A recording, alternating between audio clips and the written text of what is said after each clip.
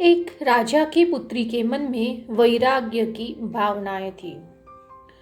जब राजकुमारी विवाह योग्य हुई तो राजा को उसके विवाह के लिए योग्य वर नहीं मिल पा रहा था।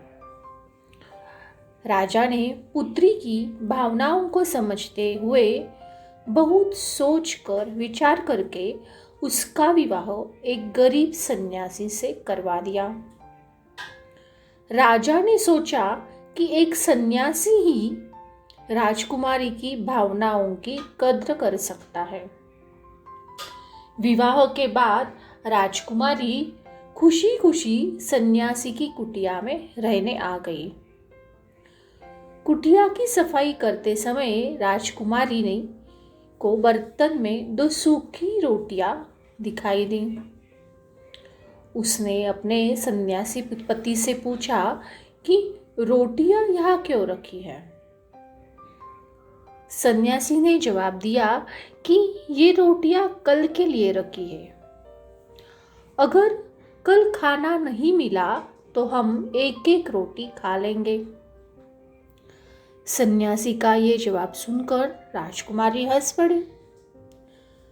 राजकुमारी ने कहा कि मेरे पिता ने मेरा विवाह आपके साथ इसलिए किया था क्योंकि उन्हें लगता है कि आप भी मेरी तरह वैरागी हैं। आप तो सिर्फ भक्ति करते हैं और कल की चिंता करते हैं। सच्चा भक्त वही है जो कल की चिंता नहीं करता और भगवान पर पूरा भरोसा करता है। अगले दिन की चिंता तो जानवर भी नहीं करते हैं, हम तो इंसान हैं। अगर भगवान चाहेगा तो हमें खाना मिल जाएगा और नहीं मिलेगा तो रात भर आनंद से प्रार्थना करेंगे। ये बातें सुनकर सन्यासी की आंखें खुल गईं। उसे समझ आ गया कि उसकी पत्नी ही असली सन्यासी है। उसने राजकुमारी से कहा कि आप तो राजा की बेटी है। राजमहल छोड़कर मेरी छोटी सी कुटिया में आ गई है, जबकि मैं तो पहले से ही एक फकीर हूं।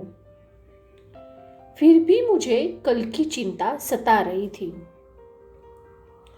सिर्फ कहने से कोई सन्यासी नहीं होता।